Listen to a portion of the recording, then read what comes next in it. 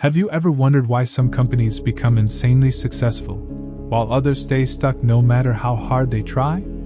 Today we're diving into one of the most powerful business books ever written, From Good to Great by Jim Collins.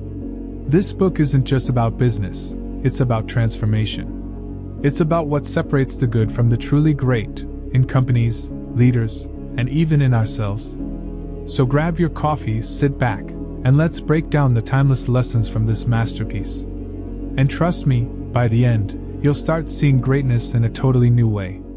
Alright, let's start with the big question Jim Collins tried to answer. What makes a company go from good to great? Before Jim Collins wrote From Good to Great, he noticed something strange. Some companies seemed unstoppable, while others with the same opportunities slowly faded away. He wanted to understand why. So he and his research team studied 1,435 companies over decades. They searched for the ones that started off average but then suddenly made a huge leap, performing far better than their competitors, and staying great for at least 15 years.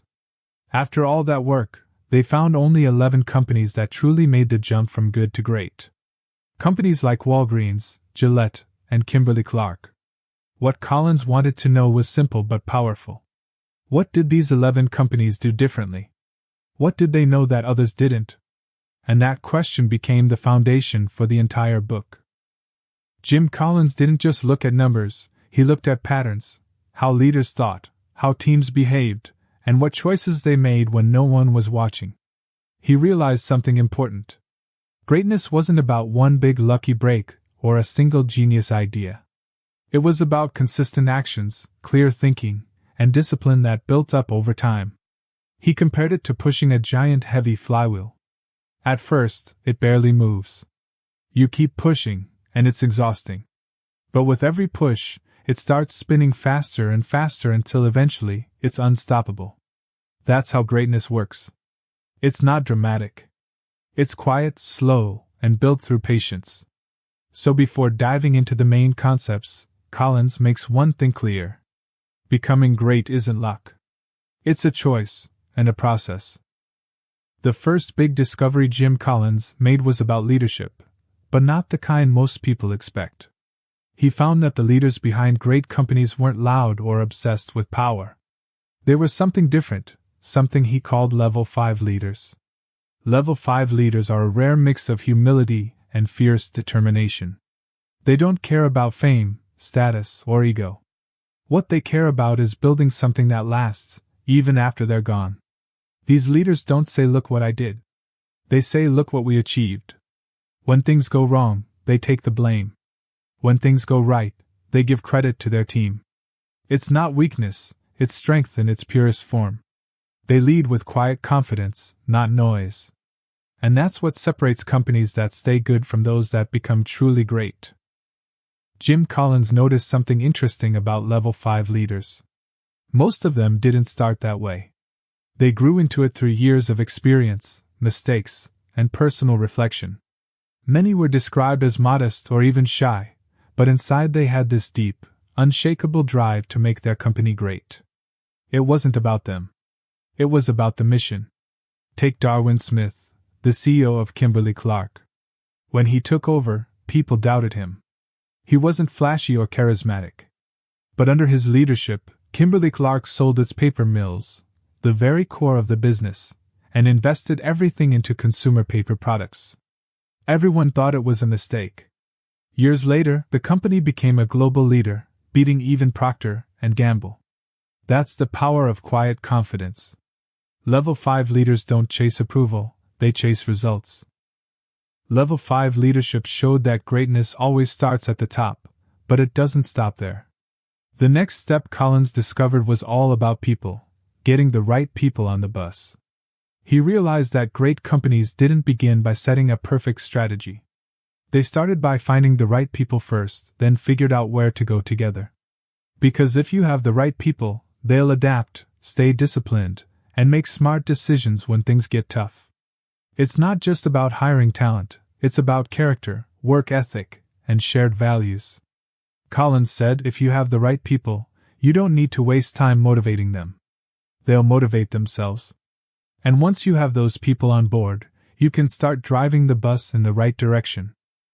Getting the right people on the bus also means getting the wrong people off it. Collins didn't sugarcoat that part. He said one of the biggest mistakes good companies make is keeping people who don't belong, just because they've been around for a while. Great leaders make tough decisions early. They know that one person with the wrong attitude can slow down the entire team. It's not about being cruel, it's about protecting the culture. When you have a team that truly believes in the mission and trusts each other, everything starts to move faster. People hold themselves accountable. There's less drama, fewer excuses, and more focus on what actually matters. That's when the company starts gaining real momentum. Once the right people are in place, the next step is direction. But Collins found that great companies didn't rush into it. Instead, they spent time figuring out what they could truly be the best at. This is where the famous hedgehog concept comes in. Collins compared it to a hedgehog that knows one big thing and uses it to survive. In business, that one big thing is the intersection of three questions: what can we be the best in the world at, what drives our economic engine, and what are we deeply passionate about? When a company understands where those three circles meet, it stops chasing every new trend and starts focusing on what it can do better than anyone else. That's the moment when everything becomes clear, and greatness starts to take shape. The hedgehog concept might sound simple, but it's actually hard to achieve. Most companies try to be great at everything and end up being great at nothing. Collins noticed that great companies had the discipline to say no. They didn't chase random opportunities just because they looked exciting. They focused on the thing that truly mattered, the one area where they could dominate. For example, Walgreens didn't try to be the cheapest or the biggest pharmacy chain. They focused on convenience, being the best in customer accessibility. That single focus turned them into one of the most successful companies in the industry. Greatness isn't about doing more. It's about doing what matters most, again and again, without distraction. Collins described the hedgehog concept as clarity that takes time to find. It doesn't come from brainstorming sessions or motivational speeches. It comes from deep understanding, testing ideas, facing reality, and learning what you're actually good at. The companies that discovered their hedgehog concept didn't stumble into it overnight.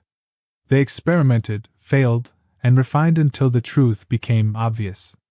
Once they found it, everything else lined up. Decisions became easier, goals became sharper, and progress became consistent. It's like finally realizing the one thing you were built to do, and then dedicating all your energy to perfecting it. That kind of focus is what turns slow progress into unstoppable growth.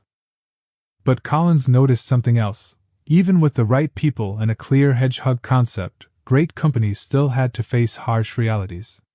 They didn't ignore problems or sugarcoat bad news. Instead, they looked straight at the brutal facts.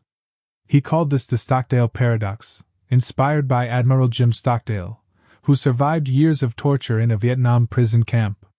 Stockdale said the secret to survival was to confront the brutal truth of your situation, while never losing faith that you will prevail in the end.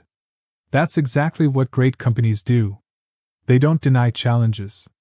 They acknowledge them, analyze them, and push through them with faith and discipline. Facing reality is what gives you control. It's what separates wishful thinking from real progress. When Collins studied the companies that went from good to great, he realized they all had one thing in common. They built a culture where people could speak honestly, no fear, no politics, no pretending. Problems weren't hidden, they were exposed and solved. He shared a simple truth: you can't make great decisions without facing the truth first. Great leaders create environments where facts are valued more than feelings. Meetings weren't about impressing the boss, they were about understanding reality. He gave the example of Kroger, the grocery chain. They noticed customers were shifting toward larger supermarkets with full service and better product variety. Instead of denying the trend, they shut down hundreds of smaller stores and rebuilt their model from scratch. It was risky and painful, but it saved the company and turned it into a leader in its industry. That's what Collins meant by confronting the brutal facts. It's not pessimism, it's honesty mixed with optimism. Because only when you see things clearly can you move forward with confidence. Acing brutal facts isn't easy, and that's why most companies avoid it. They get comfortable, protect their image, and ignore problems until it's too late. But great companies do the opposite. They turn reality into a tool for growth. Jim Collins said the truth acts like a compass. It might not always point where you want to go, but it always points where you need to go. And that's the difference between surviving and thriving. He also noticed that leaders who encouraged open discussion often discovered problems earlier than their competitors. When employees feel safe to tell the truth, they become part of the solution instead of part of the silence. One company that practiced this well was Nucor, a steel manufacturer. When the industry started collapsing, they didn't blame the market. They faced the truth: the world was changing, and they had to innovate or die. They cut costs, improved efficiency, and reinvented their operations until they became one of the strongest companies in their field. The lesson is simple but powerful. You can't improve what you won't face. And greatness starts when honesty becomes part of your culture, not just a word in your mission statement. Once a company learns to face the truth, something interesting happens. Clarity starts to replace confusion. People stop wasting energy defending bad ideas and start focusing on what actually works. That's when discipline begins to take over. Collins said that great companies operate almost like well-tuned machines, not because they're rigid, but because everyone understands the mission and their role in it. There's freedom, but within a clear framework. This culture of discipline doesn't come from micromanagement or control. It comes from trust. When the right people are in the right positions, you don't need to constantly push or remind them. They hold themselves accountable. He gave an example of Walgreens again. Instead of chasing new business models or flashy marketing, they stayed focused on one disciplined goal: convenience. Every new store they opened had to make it easier for customers to get what they needed fast. That single, consistent rule guided every decision and turned a good company into a great one. Discipline doesn't mean being boring or robotic. It means staying loyal to what matters most, even when distractions look tempting. It's the invisible strength behind every great organization. Jim Collins said that discipline is contagious. Once it becomes part of a company's culture, it spreads naturally. You don't have to enforce it. People start living by it because they believe in the bigger purpose. He explained that disciplined companies have what he called freedom within a framework. That means employees have the freedom to act, make decisions, and even take risks, as long as those choices align with the company's core values and mission. It's not about control, it's about alignment. When everyone understands the boundaries and believes in the goal, they move as one. That's what creates unstoppable momentum. He compared it to a team of rowers. When everyone rows at the same rhythm, with the same strength and direction, the boat glides smoothly. But if even one person rows out of sync, the whole team slows down. Collins also warned that discipline without passion turns into bureaucracy, and passion without discipline turns into chaos. The magic happens when both exist together, when people are excited about their work but still grounded in structure and responsibility. That combination is what keeps greatness alive long after the excitement fades. As Collins kept digging into what made great companies stand out, he discovered another key pattern: momentum. Greatness, he said, doesn't happen overnight. It builds slowly, like a force that grows stronger with every consistent action. He called this idea the flywheel effect. Imagine pushing a massive metal wheel that weighs tons. At first, it's nearly impossible to move. You push, and it barely shifts. But you don't stop. You keep pushing in the same direction, again and again, until suddenly it starts turning on its own. That's what separates great companies from the rest. They don't rely on one big move or a lucky break. They build momentum through consistency. Collins found that every company that went from good to great had its own flywheel moment, a point where their steady efforts finally compounded and created unstoppable progress. It's not about speed, it's about direction. Once the wheel starts spinning, it gets easier to keep it going, and the results start multiplying. He also warned about what he called the doom loop. That's when companies get impatient, change direction constantly, or chase quick wins.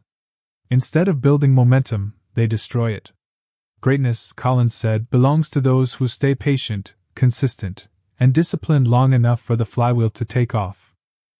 As the flywheel idea took shape, Collins realized it applied not only to companies, but to people too.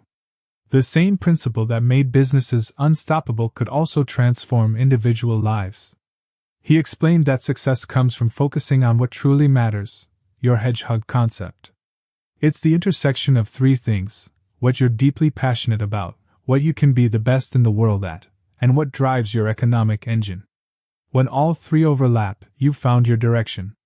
The companies that achieved greatness didn't spread themselves thin chasing every opportunity. They focused relentlessly on that one clear purpose, their hedgehog. Every decision, every hire, every investment aligned with it. Over time, that focus created clarity and momentum that no competitor could match. Collins contrasted them with companies that acted like foxes, clever, but scattered, always trying new tricks without committing to one clear path. The hedgehogs, on the other hand, looked simple from the outside, but that simplicity came from deep understanding and discipline. The lesson was powerful. True greatness is not about complexity. It's about clarity. Once a company discovers its hedgehog concept, the next challenge is discipline. Collins found that great companies weren't necessarily more creative, they were more consistent. They created a culture where people didn't need constant supervision, because everyone already knew what mattered most. He called it a culture of discipline. It's not about strict rules or fear, it's about freedom within a framework. People are trusted to make decisions, but those decisions must align with the company's clear purpose.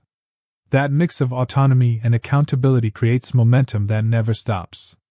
In contrast, companies that failed to reach greatness often had bursts of energy followed by chaos.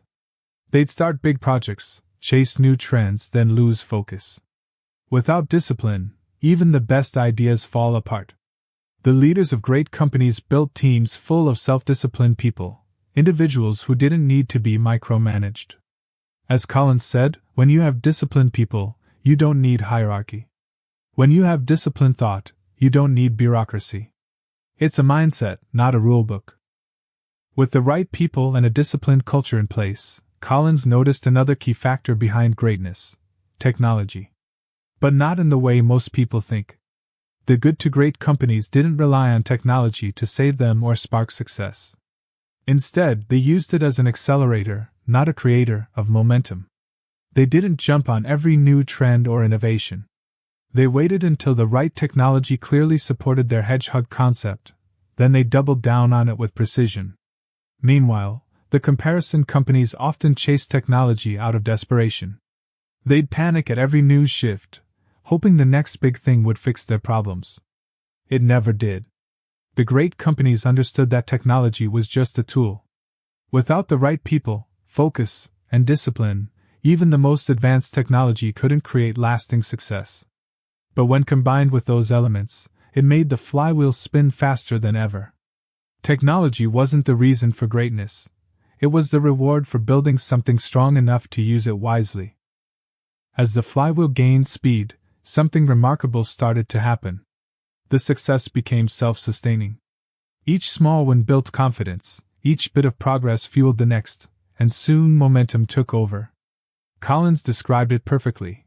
There's no single defining moment when a company becomes great. No miracle breakthrough, no one big event. It's all those small, consistent actions adding up over time until the results become undeniable. He compared it to pushing that heavy flywheel. At first, it's painfully slow. Then one day, it starts to move faster, and suddenly everyone wants to know the secret. But the truth is, there was no secret. Just steady effort, smart decisions, and a refusal to quit when things felt slow. That's why Collins warned leaders not to chase instant results. Greatness is quiet at first, almost invisible. By the time the world notices, the momentum has already been building for years. Collins also talked about how companies often lose greatness once they start chasing it too loudly. When success arrives, ego can easily take over. Leaders begin to believe they're unstoppable, and that's when decline quietly begins. The good to great companies avoided that trap. They stayed humble, even after achieving incredible results. Their focus never shifted from the mission to personal fame. Collins noticed that their leaders didn't see success as proof of their own greatness. They saw it as proof that discipline, focus, and teamwork actually work. They never let momentum turn into arrogance. Instead, they doubled down on what got them there in the first place: the flywheel, the right people, the hedgehog concept. While others celebrated, they refined. While others grew comfortable, they kept improving. It's what Collins called the window and the mirror idea. When things went well, great leaders looked out the window to credit others. When things went wrong, they looked in the mirror to take responsibility. That's what separated lasting greatness from temporary success.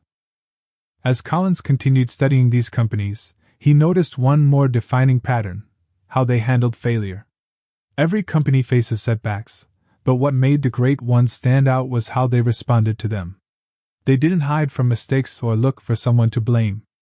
Instead, they treated every failure as a lesson, a chance to refine their understanding of what works and what doesn't. This mindset turned problems into progress. In contrast, the comparison companies often ignored reality. They'd deny bad results, twist data, or make excuses. Over time, that lack of honesty destroyed their momentum. Collins called it facing the brutal facts.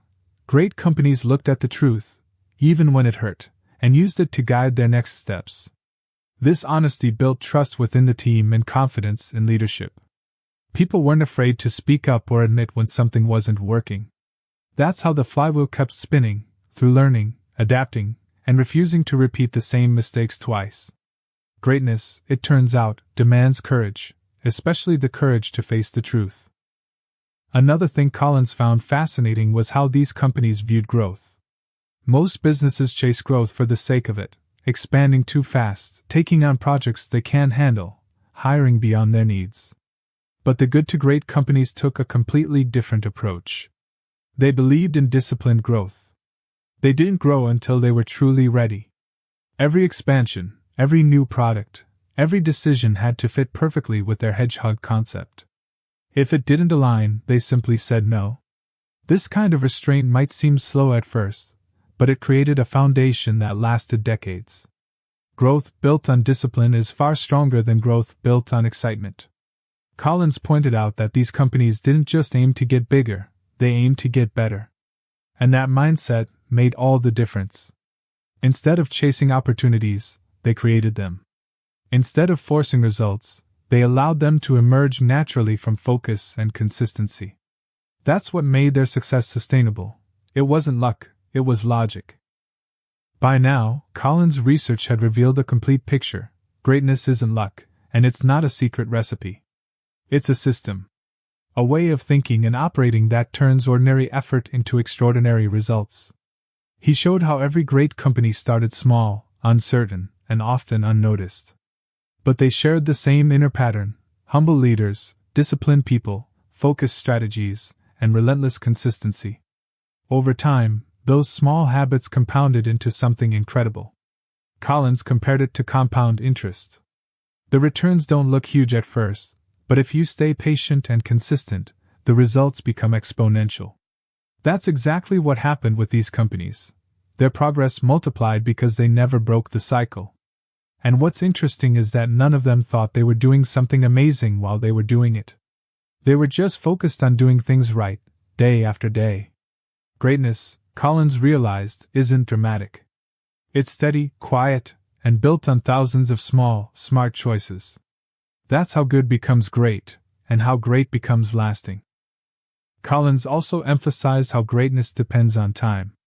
In a world obsessed with quick wins and viral success, his message stood out: real transformation can't be rushed. The good to great companies took years before anyone even noticed what they were doing. They didn't rely on slogans, rebrands, or flashy marketing. Instead, they focused inward, refining processes, improving culture, and making sure every small piece of the business worked smoothly. That slow build is what gave them unstoppable momentum later. He warned that most companies fail because they try to skip the hard part. They want the results without the years of quiet effort. But greatness, Collins said, isn't about intensity. It's about consistency. Anyone can work hard for a month, but only a few can stay committed for a decade. And when they do, something amazing happens. The company doesn't just perform better, it transforms. It becomes something greater than any single leader, product, or moment. That's when good is truly left behind. One of the most inspiring ideas Collins shared is that greatness is available to anyone, not just giant corporations with massive budgets.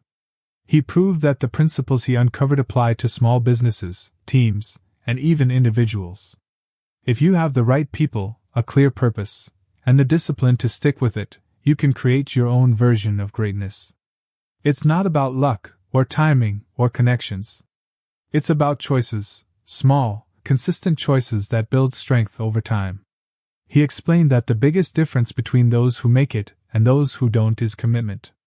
Most people quit when progress feels invisible, but those who keep pushing eventually cross that invisible line where everything starts to click. It's the same flywheel effect. The push might feel endless at first, but one day it starts to move on its own. That's when success becomes natural, even inevitable. The lesson is simple but powerful. Greatness is earned, never given.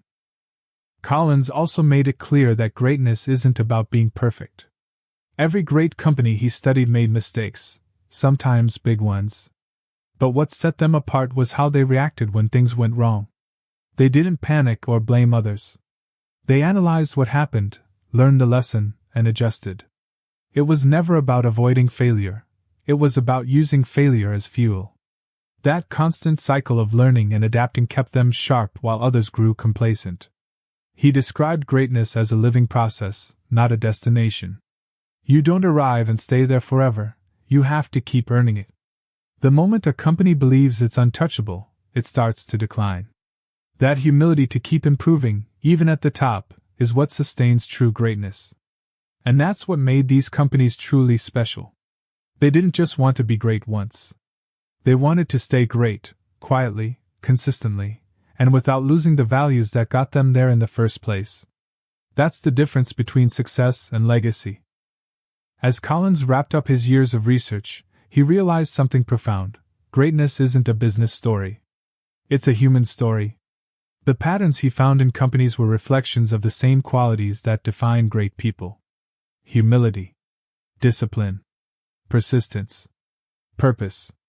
These aren't flashy traits, but they're the foundation of everything extraordinary. A company becomes great because people inside it choose to act that way, even when no one's watching. They keep showing up, doing their best work, and refusing to settle for good enough. That's why Collins' message hits deeper than just business. It's a guide for life. Whether you're leading a team, building a dream, or just trying to become better than you were yesterday, the same principles apply. Greatness starts small, grows slowly, and feels invisible until one day it's undeniable. It's not about luck. It's about consistency, courage, and a quiet belief that doing things right will always pay off in the end. In the end, Collins didn't just write a book about business, he wrote a book about transformation. From Good to Great became a roadmap for anyone who refuses to stay ordinary. He showed that greatness is not a matter of circumstance, but a matter of choice. Every day, we choose whether to push the flywheel or let it slow down. Whether to focus or get distracted. Whether to stay humble or let ego take over. The companies that made the leap didn't have better luck or more talent. They simply made better decisions, again and again, until those decisions defined them. That's the real magic of the book. It doesn't promise quick success or easy answers. It reminds us that the path to greatness is within reach, but it's built one disciplined action at a time. Collins' message is timeless. Anyone can be great, but only if they're willing to do the quiet, consistent work that greatness demands. As the book closes, Collins leaves us with one final truth. Greatness isn't a destination, it's a habit. It's built in silence, tested through struggle, and proven over time. Every company that made the leap from good to great didn't set out to be famous or revolutionary. They just committed to doing things right, every day, no matter how small. And in the process, they became something far bigger than they imagined. For anyone listening, that's the real takeaway. You don't need a grand plan or a perfect start. You just need to start pushing your flywheel. Right now, with whatever you have. Keep it steady. Keep it focused. Keep it honest. Because one day, after all that quiet effort, you'll look back and realize, you didn't just get better. You became great. And that's what From Good to Great is really about. And that's From Good to Great by Jim Collins. A reminder that success isn't about luck or shortcuts, it's about discipline, purpose, and patience. If you enjoyed this summary, don't forget to leave a like, it really helps the channel grow.